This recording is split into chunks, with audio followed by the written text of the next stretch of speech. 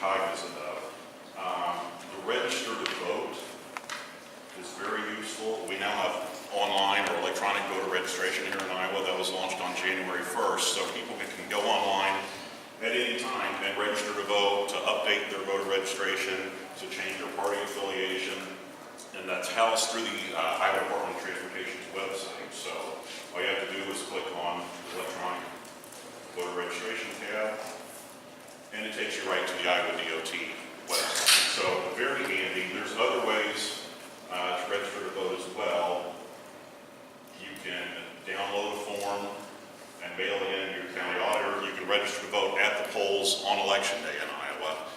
Not all states have that, but really Iowa is one of the most accessible states in the entire country in terms of voters being able to register to vote. There's about 6 different ways to register to vote.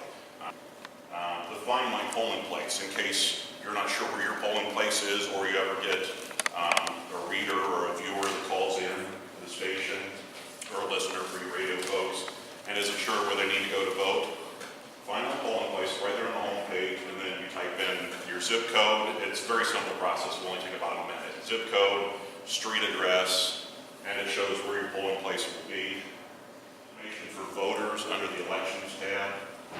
Let's click on Voters, and there's all kinds of useful info. Am I registered to vote?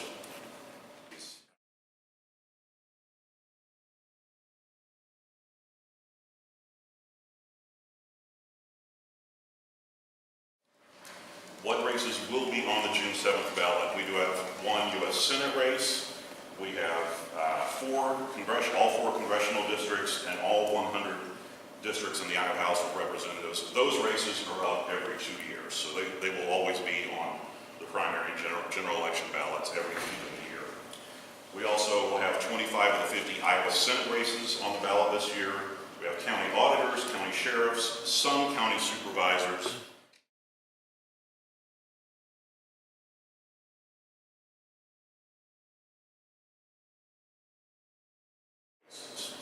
In terms of the threshold to win a contested primary, a candidate has to receive at least 35% of the vote to win.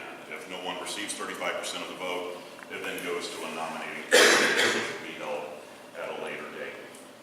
Now, can a write-in candidate win? Yes. Write-in candidates are considered a nominee if they receive the most votes and they've surpassed that 35% threshold.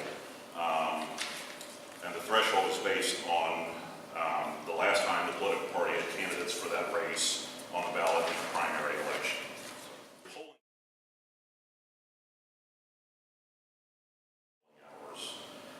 Early voting. In terms of early voting, we have a 40-day period, and that began on Thursday, April 28th. Again, that's one of the longest early voting periods in the nation.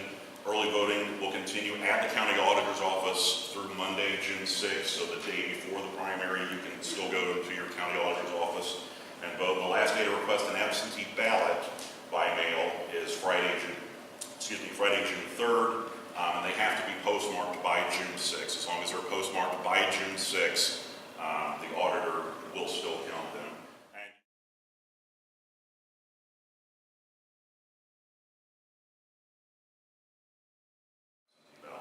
What are the rules in terms of college students registering to vote? College students, they can either vote in the city of their college or in the city of their hometown. Obviously, they cannot vote in both, but they can claim their college address as their official address and vote where they go to school. If you want to switch parties to vote in a specific primary, what do you need to do?